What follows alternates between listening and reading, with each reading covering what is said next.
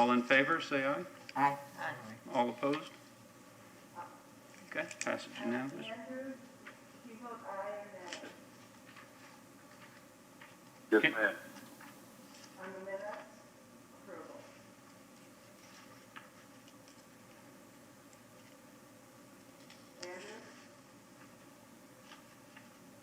Andrew? Andrew, can you hear us?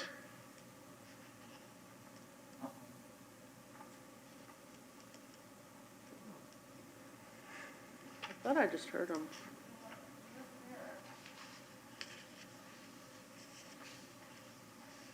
You still there, Andrew? Yes. Do you vote aye or nay for the minutes approval? Oh, yes. I'm sorry. Aye, yes. Oh, thank you. Okay, that passes unanimously. Moving on to item number 3, citizens to be heard regarding items not on the agenda. I don't see anyone present as of today, so we'll close that section. And moving on to item 4, new business items. 4.1, review library board powers and duties as defined by city code.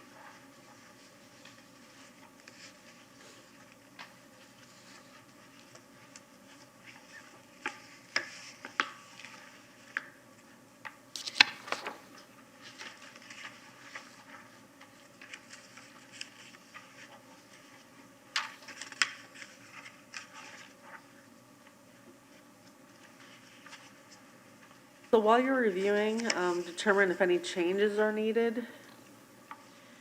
You know, is the board currently functioning as defined by code? If not, what needs to be changed, et cetera, so.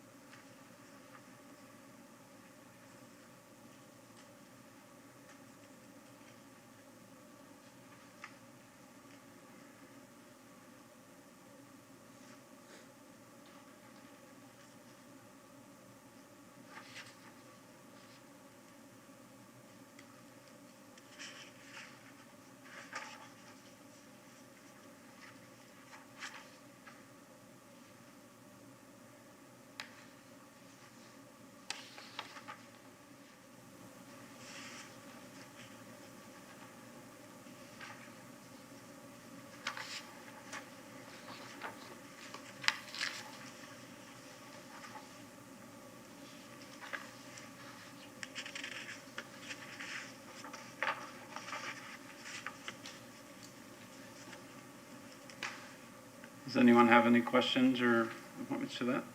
Yes. Do we still need, the board shall select a chair and a secretary? I think that needs to be eliminated. Or it should be vice chair. Right.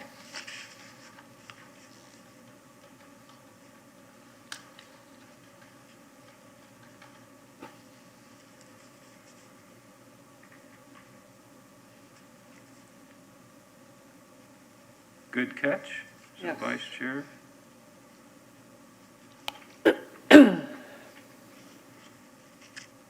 Any other notations?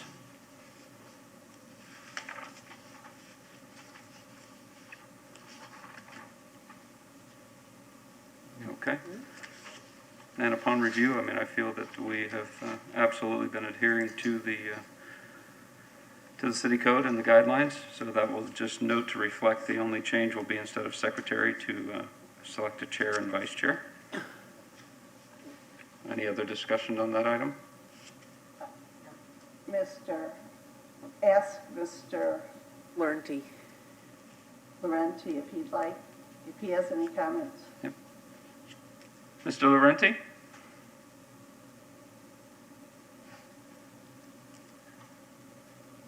Mr. Laurenti, Yes. can you hear us?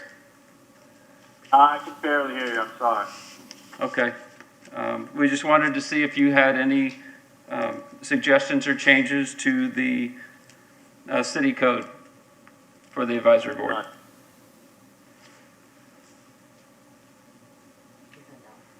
Okay, thank you. Okay, so we'll move on to Agenda item 4.2, and we'll discuss the library board meeting frequency, which has been quarterly.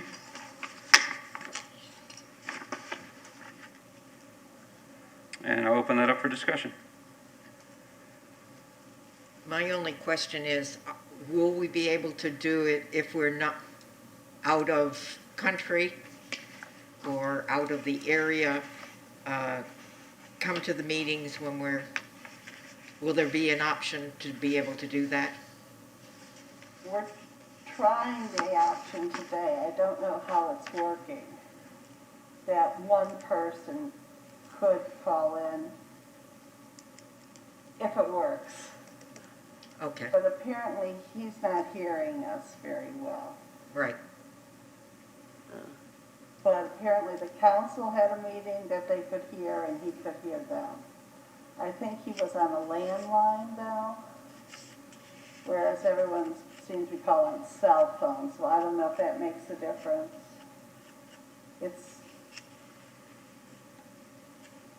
So Okay. hopefully, one person per board could attend remotely. Well, I would hope that if that is possible, that the methodology would be provided board members. This would only be for me in August. Okay. I will also be out of town in August, so All right, that's so you have to flip a coin. Any chance of using Zoom? I don't think we have the staff to handle Zoom. It takes at least one or two other people to be doing Zoom, IT people. So they were doing it during the height of the COVID, but Yeah. I think they're back doing the regular jobs now. But And if I'm correct, we need 5 to have a quorum? There's 7 members and we need 80%, so 4. Okay, so 4. So in that event, we can still have a quorum. Good.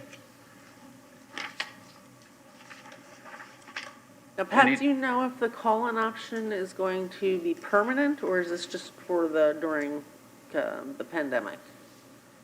I think it's just during the pandemic Okay. because it's COVID related. Yeah.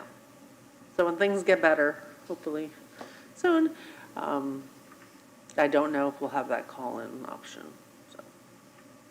Okay. And then as far as any discussion on the frequency of the meetings? No? Okay, I feel we're good with that quarterly. Mr. Laurenti, do you have any discussion on that? No, I have none. Okay, thank you. Hopefully you can hear us a little better now? A little bit, yes. Okay, I'll try to speak loudly through my mask. It's a challenge. Okay, so we'll move on to agenda item 4.3, to identify a month for library board's annual report to council. And in your packet, you'll see the city council meeting schedule for this year, 2021.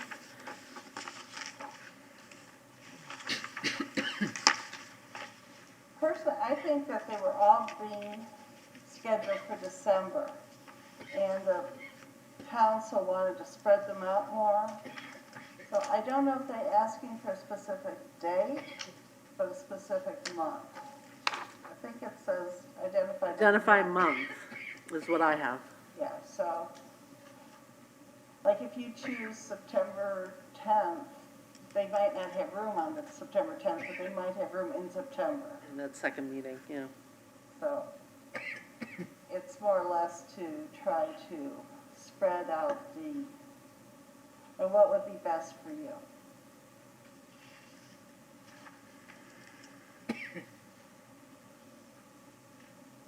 Not August. Yeah, Not August. not July either. Okay, not July or August, okay. So,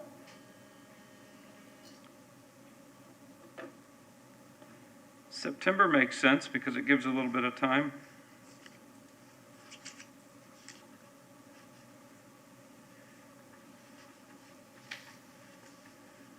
Any further discussion on that? Is there only one meeting in September? No, they have 2 council meetings every month, Oh, I see it, I'm except sorry. January and July. So it'll be It's just not September highlighted, 2nd it's and below. September 16th. And they would choose which meeting.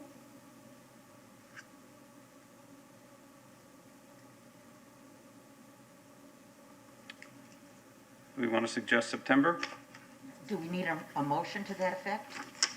Okay, I'll move that the library board make its annual city council presentation at one of the September meetings. thank you.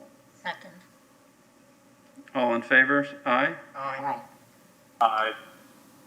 Thank you. That's unanimous, so we don't have any opposition. Okay, moving on to agenda item 4.4, discussion of countywide overdue fines. Seems to come back to us time and time again. And you don't have a supporting document for this. This is just for discussion. The library directors have been talking for a while now about the possibility of the county being fine-free. And I believe I've discussed with the group, and you're new, so this seems to be a national trend. It is a national trend for libraries to go fine-free. For 2 reasons. One, to provide more access for people. So sometimes if people have fines and they reach a certain limit, they have to pay their fines down or off to borrow books or materials. So this just gives more equal access for patrons. And also too,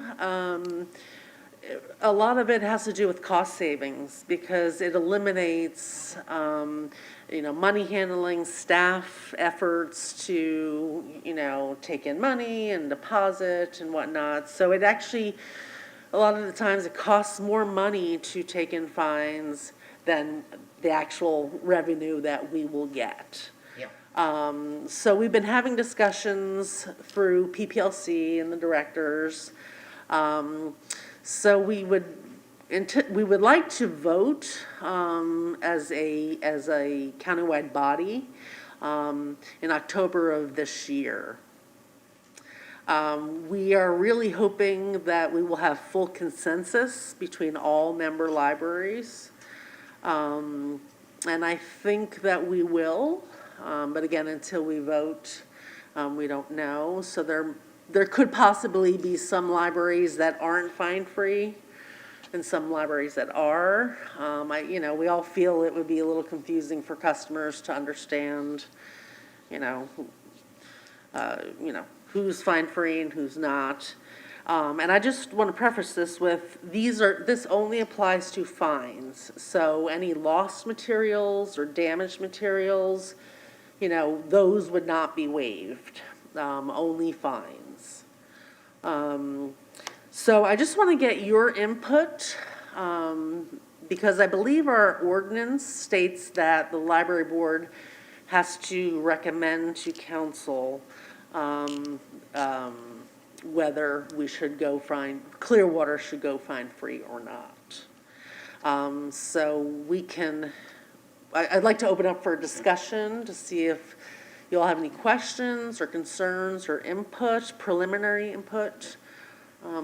You answered my first question, is just about the lost or damaged. So, I don't expect exact, but with roughly, do we have a lot of fines outstanding? And then also, how do we, build the understanding that those items need to be returned so others have access to them?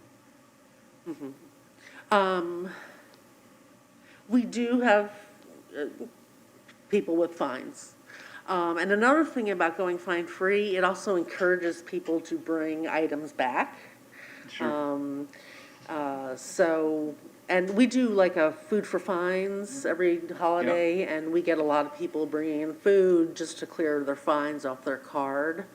But I wouldn't say that it's significant.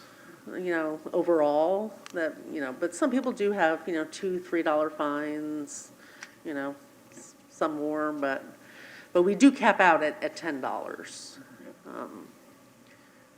And all of our fines go back into the city's general fund. The fines do not go back to the library's budget.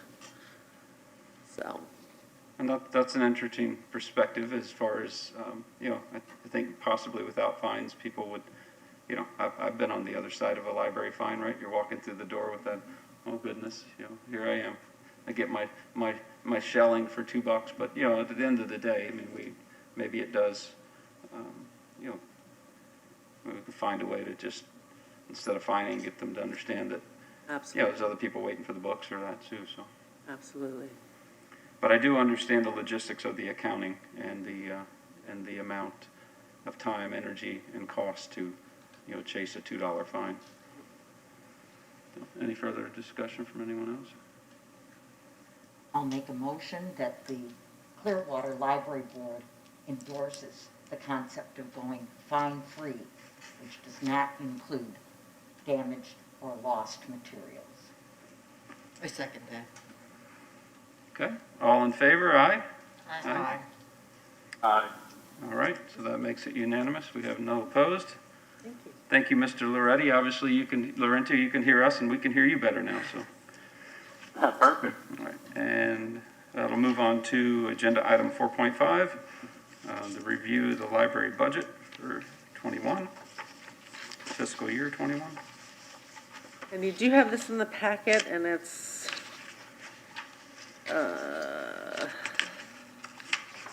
pretty lengthy, but if you scroll, if you keep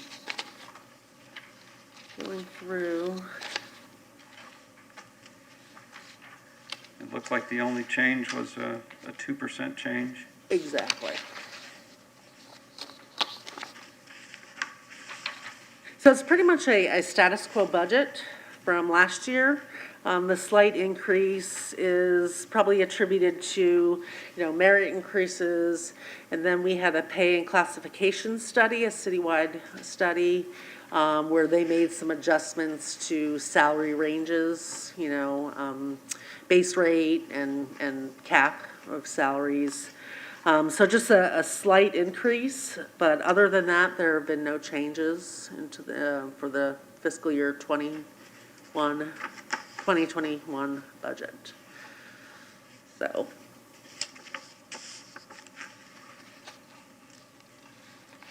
And there are no capital projects?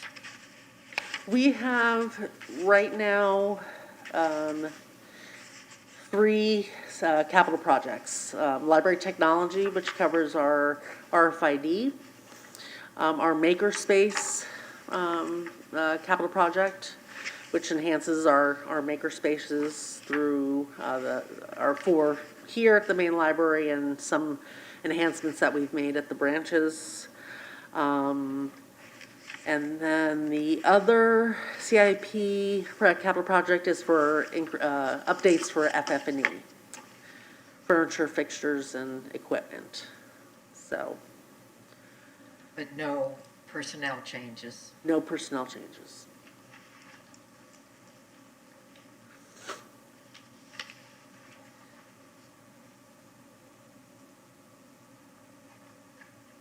Was there anything specific that you would have liked to have gotten into this budget that didn't get put in? Not really, I mean, and we're gonna talk about this in a 4.6. But, part of the Imagine Clearwater project. But no, there's nothing that really, that was out there that didn't get into the budget, so. Glad to hear that. Any further discussion on the Great. budget?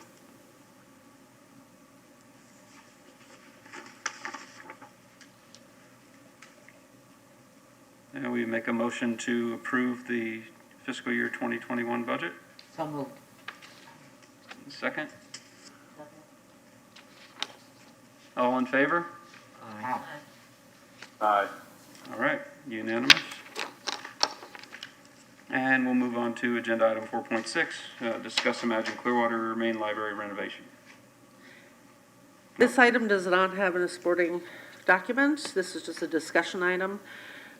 So I'm sure you all have heard, the main library was scheduled to be renovated as part of the Imagine Clearwater project. And so we were getting ready to do that, and then the city council decided to reevaluate the renovation. And I think their meeting on December 3rd, they decided to take the main library renovation out of the Imagine Clearwater project at this time. So we will not be significantly renovating the main library. However, we will be doing a refresh of our building, which will include possibly new shelving, new fixed equipment and furniture, perhaps some reorientation of the first floor and the third floor. So right now, we've been meeting with interior designers and consultants to help us with that vision. So we hope to have something from the consultant mid-spring in March. And then, of course, it has to go to city management for review, and then probably ultimately back to the city council for approval and funding. So there will be slight, changes to primarily the first and third floors, but we're not going to be tearing down walls and, moving the entrance and adding a new staircase and whatnot. So, that's pretty much what's gonna happen. So, but it's time. I mean, this library's built is, it's not an old library, but the way library trends have changed, very quickly. We've really needed to adapt and get, like more mobile furniture and flexible spaces. And so I think it's, we know it's time to do a refresh of our furniture and equipment. And there's been a big demand for, small meeting room spaces, either 4-person or 6-person meeting spaces. So that'll be incorporated in the soft refresh.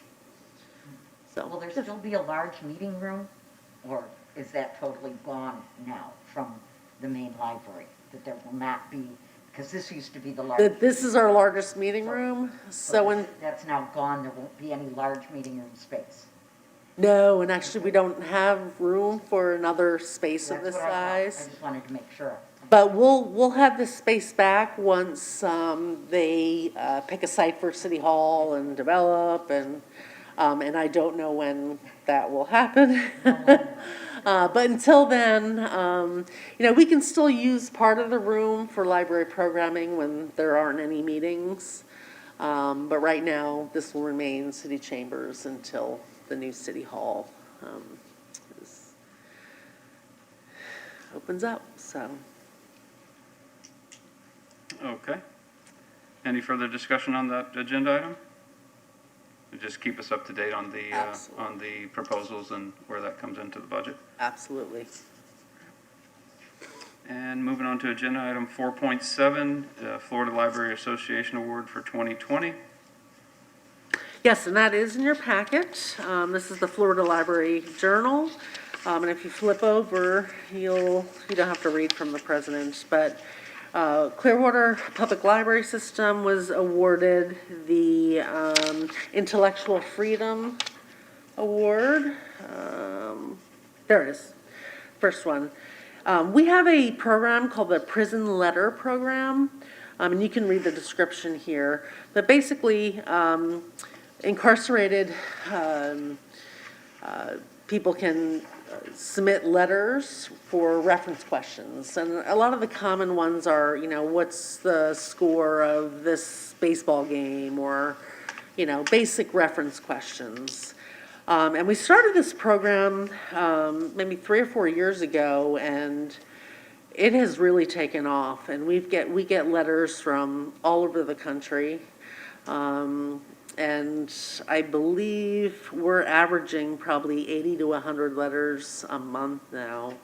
To the point where we were asking our PPLC member libraries if they wanted to help us with answering the letters.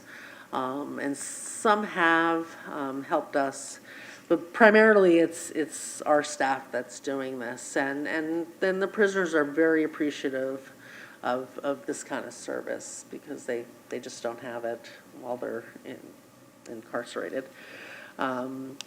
So we were selected for this award and from our Florida Library Association, and unfortunately our annual conference got canceled this year in person because of COVID, but we did have a virtual conference and we were recognized for our award. So we're proud of the staff we have a team who handles the letters, so we're very proud of their efforts. Yeah, so. Very good. Yes. Any further discussion on this item? No, other than congratulating you on receiving the award. I know that it is major to be able to get an award like that. Yep. Thank you very much. Okay, so we will move on to agenda item 4.8, election of officers. I have actually come to my 4 years, and I am not going to be renewing on the board. Kind of a hard decision for me. I really like this board and working with everyone. However, I also feel that, there's good times to allow new people to come in, and I'm also going to be, time is limited, but I'm going to be, I've been accepted onto a board. I do a lot of coaching in the community with soccer community, and you're going to be working with a little more closely with some of the youth, and obviously stay very in tuned and always be a resource. If I have to come out and fight for a library, I'll be there. But so I guess election of officers today will be important. Well, we want to express the appreciation of all of us for your being so good at the job. Well, thank you. It's been a good. It's hard to believe it's been 4 years. Of course, last year was just a blip, but it's never an easy decision. I really enjoy working with all of you and and this board. So I'll still keep in tune and always be a phone call away. And so yeah. Well, thank you for all your hard work and support. Well, thank you. So we have election of officers to do today. We have nominations for chair.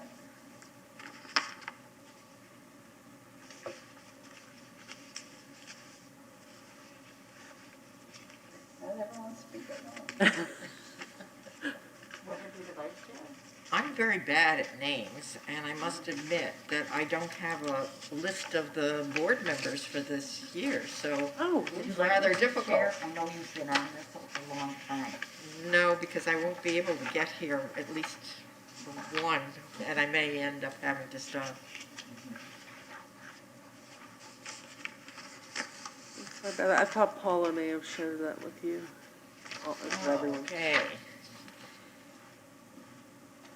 And here I am, but I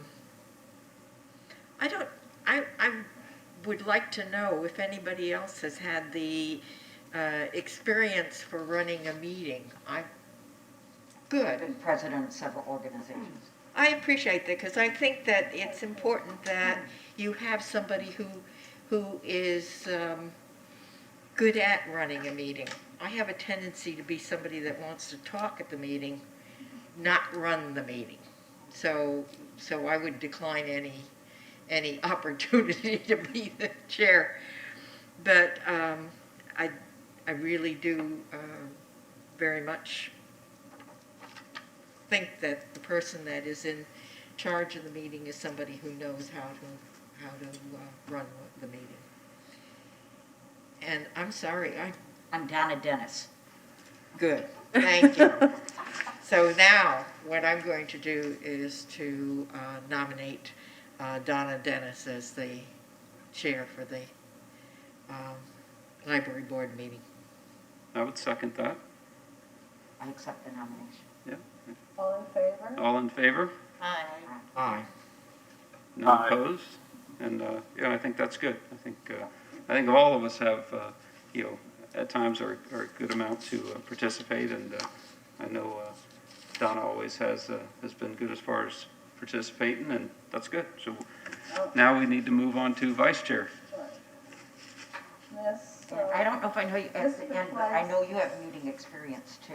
yeah, So I was president of a chapter, the AACN, American Association of Critical Care Nurses. And I've run tons of meetings at Morton Twin Hospital. Okay. May we nominate you for vice chair? Thank you. And please tell us your name. Kelly McClay. Yeah. Thank you, Kelly. I nominate Kelly That would be McClay an for honor. vice chair. I Second. second that nomination. All in favor, say aye. Aye. Aye. Aye. And again, none opposed. So welcome new chair and new vice chair. I'll try to give everybody a seating chart. It might help next time. Well, I've said before that it would be nice if, once we get past the pandemic, if we could actually have a library board luncheon or something that's not just the meeting, so we can actually speak to each other and get to know each other and like what brought us to this position. I, What do we want to see happen? yeah, I don't think well, I guess it could be a meeting. If it's a meeting, It's a meeting, yeah. yeah, if it's just a luncheon, Oh, yeah, I'm not talking about regularly having luncheon. no, but any luncheon. Mhm. The Community Development Board used to meet for lunch and the attorney said no, Oh, okay. because it It has to was do with the sunshine law. sunshine rules. Oh, okay, no problem. But, you know, you could hold a special meeting and, as long as it's advertised, and someone's there to take minutes, or notes, like minutes. Good, I want to make sure I'm doing things properly.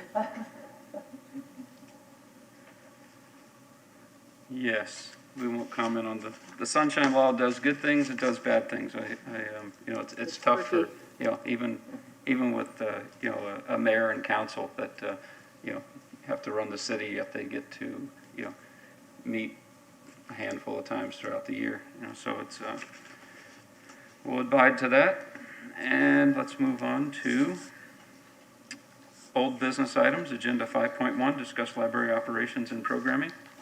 Yes, so as you know, this 2020 was quite a year for all of us, and it definitely was quite a year for the library.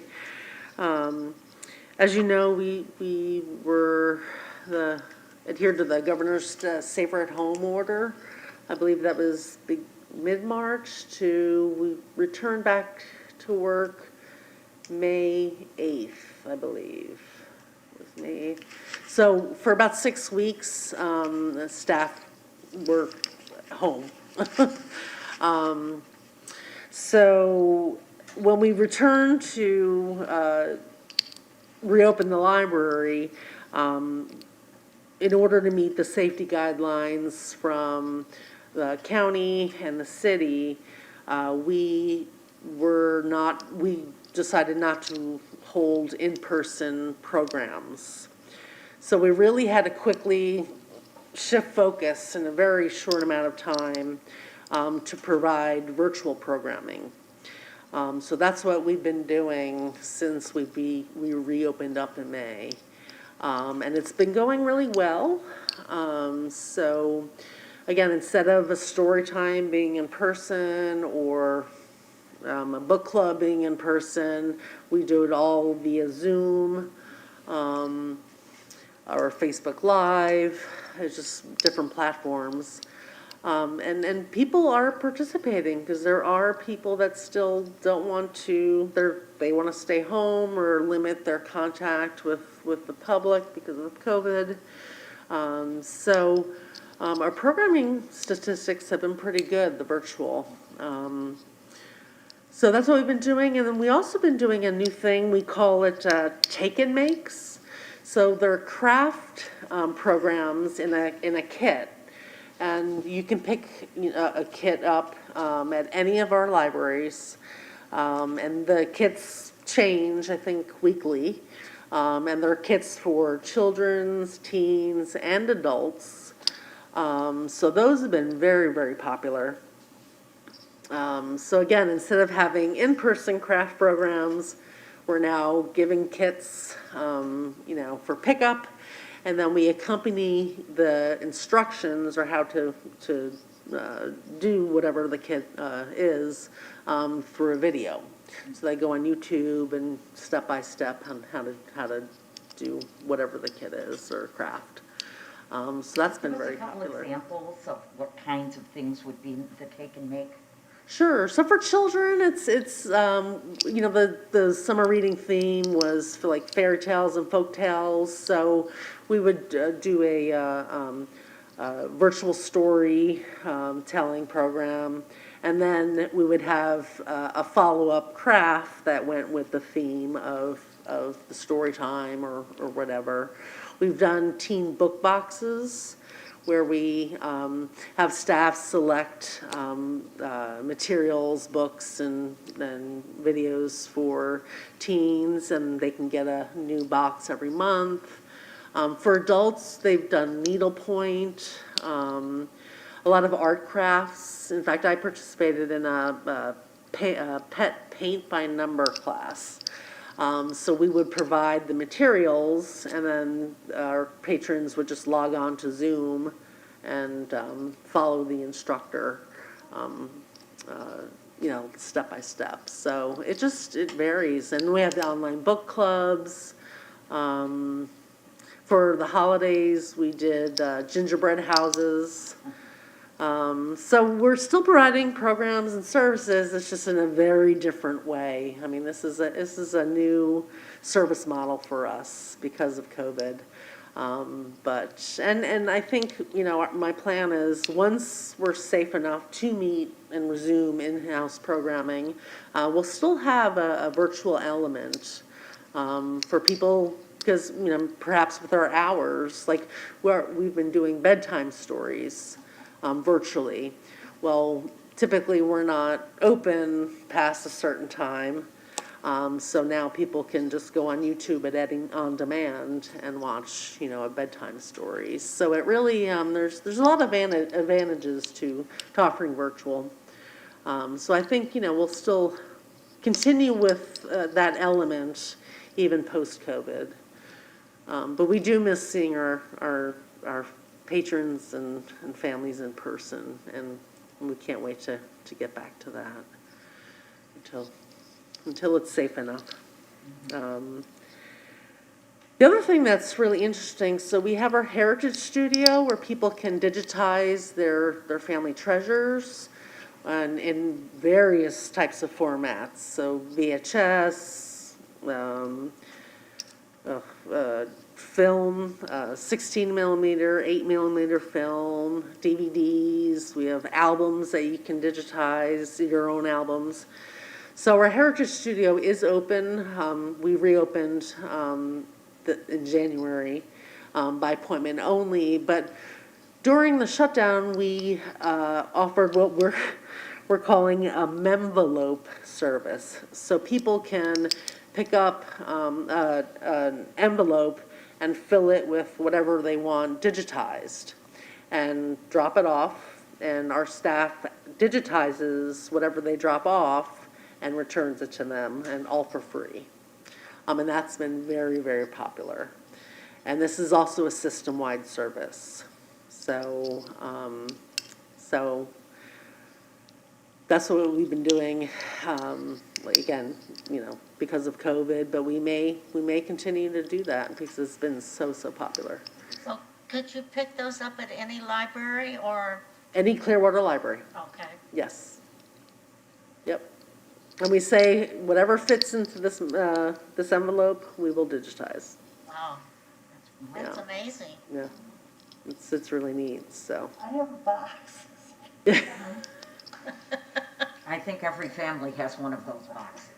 And, you know, when you digitize, it's time consuming because it's in real time. So if you have a VHS tape, you know, in order to digitize, you have to, if it's a 2-hour tape, it takes 2 hours to digitize. So we have had to put limits. I think you get to do it once or twice a month, because, you know, it just takes a lot of time, and then the demand, has been significant, so, yeah, so again, it's just we've had to reinvent how we provide service. We also offer curbside service. Of course, our East Library and Countryside Library have drive-throughs, so that's been been heavily used. So yeah, it's just we're all in the same boat. I mean, I talked to other PPLC libraries, and we're all figuring out, you know, how to serve our patrons in a very different way during the pandemic. And the Heritage Studio, the reason you're doing that is because, I mean, it used to be before COVID, you would come in and you would do that yourself as Correct. a library patron, where, you know, Correct. if it was 2 hours to do a VHS or something, you would wait and do that as well. So. Correct. And we would actually show patrons how to use the equipment, and edit and whatnot. We just had to close the Heritage Studio when the main library was closed for that short period of time leading up to the renovation. But now it's reopened. But I believe it's by appointment only. So. I commend the staff for your creativity Yeah. in pivoting to provide all these services. That's amazing. I'd like to see the local paper do a really big story on all of this, because I think that's the other element. We want the public to know that these services are available. Absolutely, absolutely. Great. And, you know, it's interesting because the youth services team starts planning for summer reading starting in January. So back in January, we didn't really know so much about COVID, so they had planned, you know, a normal summer reading program, and then we shut down for 6 weeks. So when we reopened, we thought, uh-oh, now we gotta do it virtually. So, you know, we bought, you know, new equipment, recording equipment and lighting. So check out, if you haven't checked it out, check out, we have a YouTube channel. I think it's Clearwater Library. Just do a search and you'll see some of the videos, all the videos that we've done. But I'm really proud of our staff because they learned how to do all this in a very short amount of time. Even just, you know, using Photoshop, which is not easy. I mean, they self-taught themselves, and so it's really impressed and proud.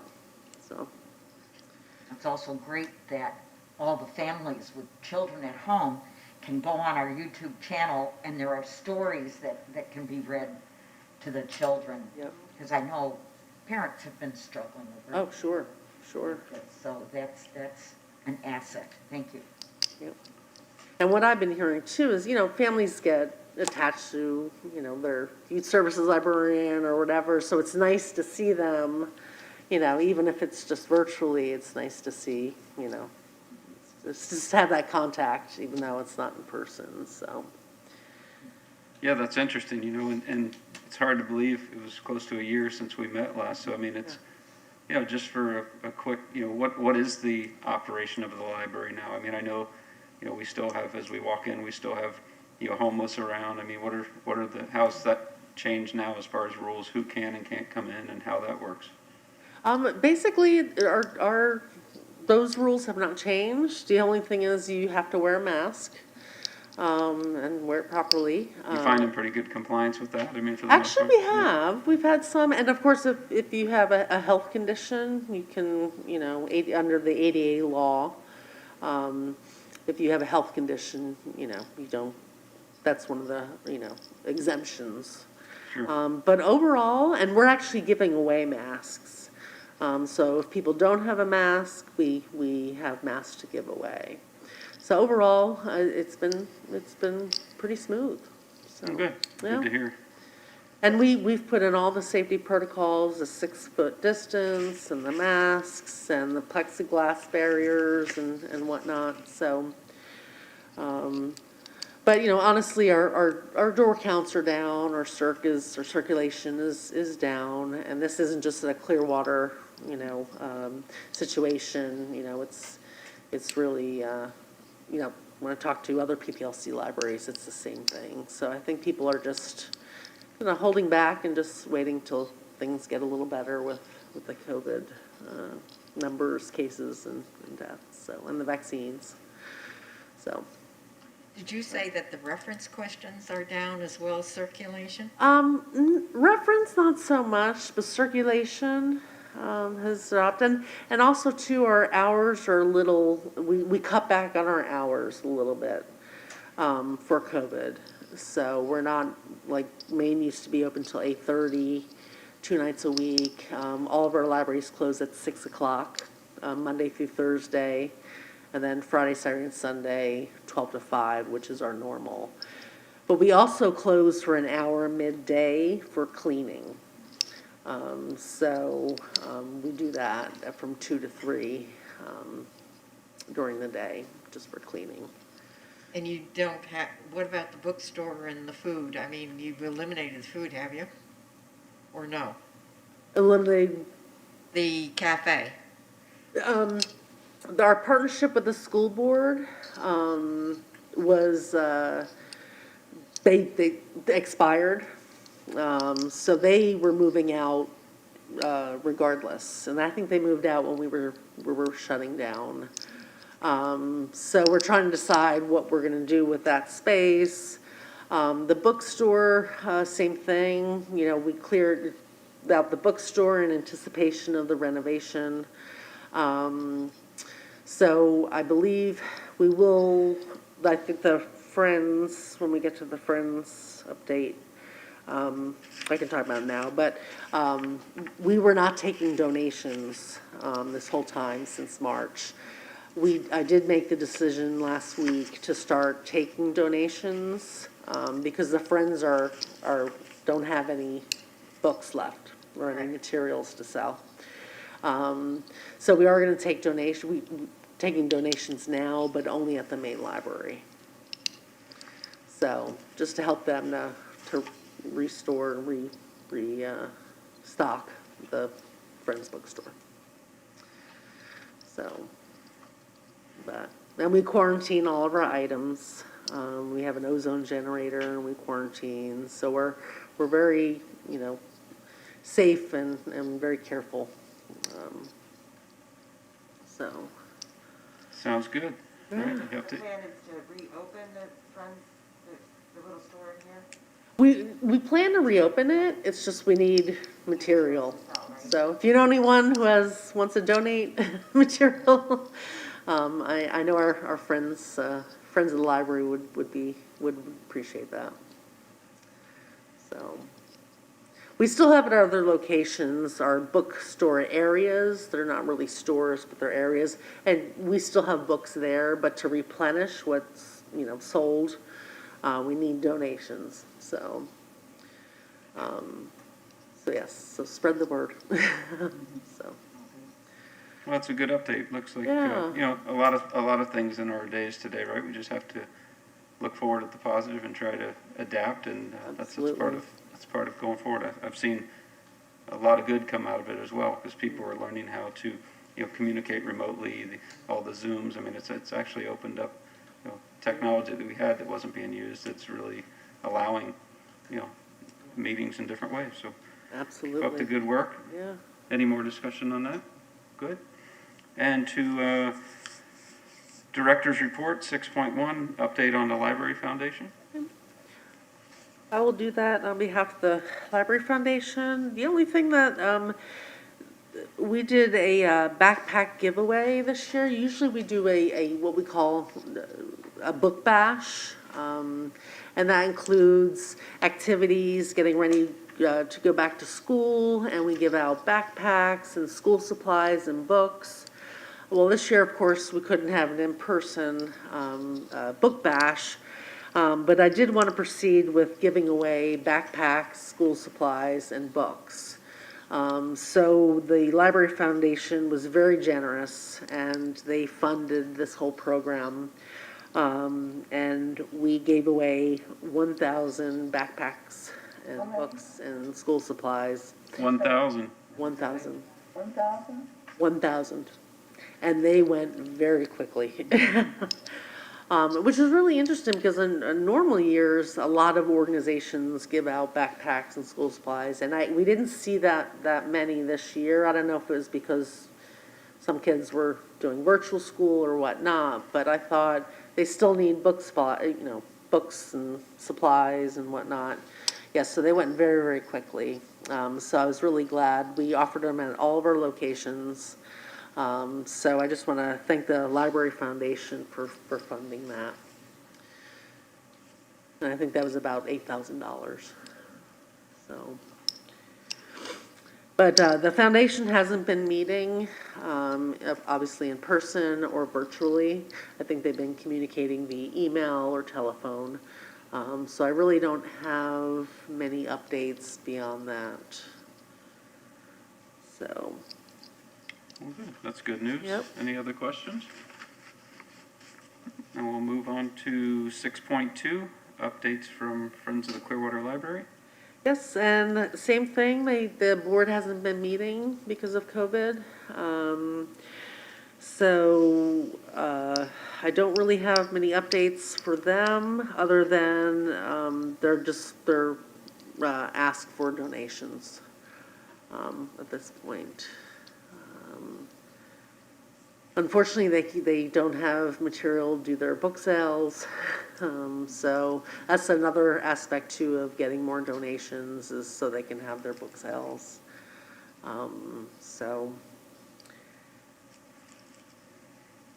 Very good. Hopefully, That's about it. hopefully soon we'll be able to get more back to things getting better and stuff that way. So sounds good. So, And we'll move on to agenda item 7. Is there anything for any of the board members to be heard, or any you'd like to discuss? I have only one. At this time, one of the major questions that everybody is into is, where can I get my COVID shots? And, the information pertaining to that issue. And I was wondering, I don't know, it's never been clear to me as to how it's distributed, whether it goes to the city per se, or that it goes to a hospital per se. And I was wondering whether or not this is in terms of maintaining information. Does the city maintain any information about this, or would it be something that the library could become involved in? well, we get updates from our emergency manager on a regular basis. So if the county releases vaccine updates, we definitely get that information. And we share it because we get a lot of calls and inquiries about, where can I get my vaccine? And I read in the paper that Publix is now offering vaccines. So we've been gathering as much information as we can find, and communicating to our public. But as far as this, I don't know who gets the vaccine or who doesn't. I don't know the details regarding that. I don't know, maybe you can. I think it's the Department of Health for Pinellas County. The Department of Health is the one giving out the vaccines to wherever they could be distributed. Yeah. What I have a concern is less the issue of getting it, because we'll get it eventually. But the very fact that there's so many people that are trying so hard. I know. And I think that the stress level could be eliminated if there was greater publicity, if there was more ways in which that information, and for me, the library information is what Sure. is important for the library. And to me, that would be something, if there was some way in which that kind of information, it was like I found out that Publix had, was getting the vaccine. So I wanted to check. You couldn't from Publix get the information. The newspaper, they had go in on, onto the web. Unfortunately, my Wi-Fi was down.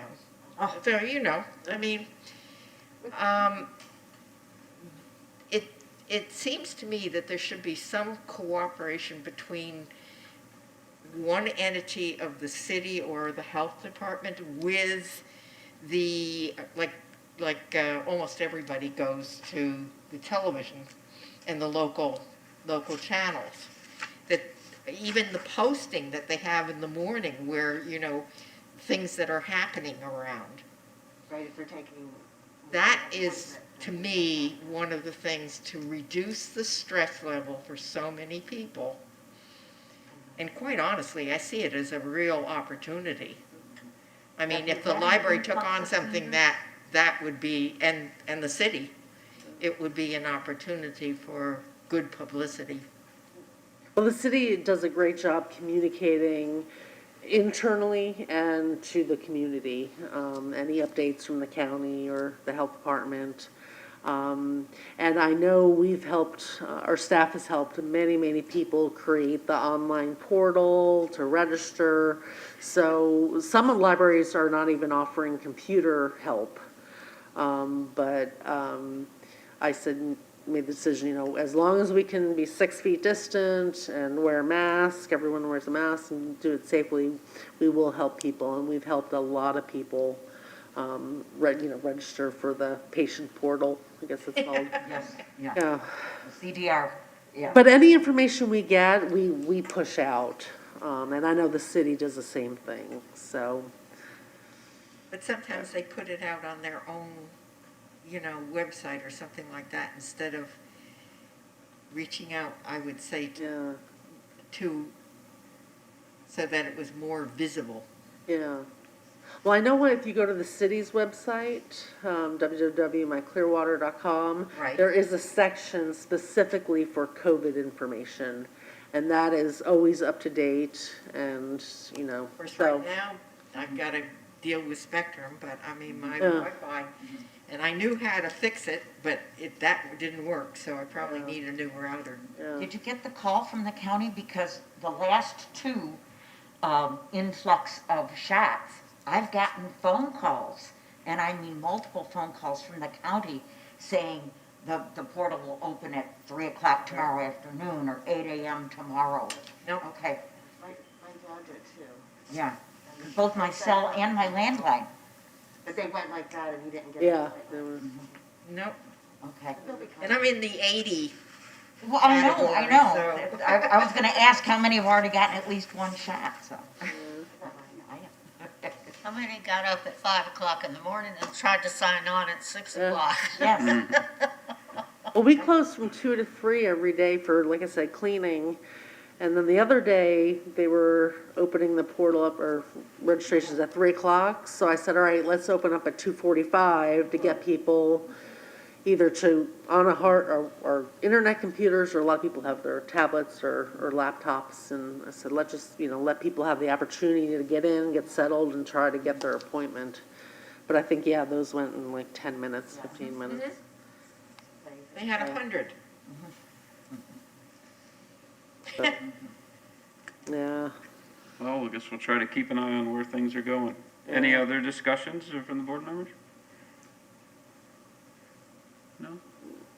Well, before we adjourn, I'd like to say one last time, I'd like to thank the city for giving me the opportunity to serve on this board, and it's been a pleasure working with all of you, and I can remember the first day I came in, and it's hard to believe that 4 years has been by, but I'm sure that with Miss Donna and Kelly stepping up, we're in good hands, and I know Miss Overmeyer is doing well with her job, and everyone here is doing it. So, not easy to say goodbye, but it opens a way for new to come in, and I'll always be available a phone call away. And believe me, if we have to come in and fight for the libraries, I'll be right there for you. I think we're doing a great job. So again, thank you. Thank you for allowing me to be chair and work with you, and we'll see you soon. Thank you so much. thank you for your service. Absolutely. Yes. Will be missed. And on that note, we will adjourn our meeting today. I would say lucky soccer.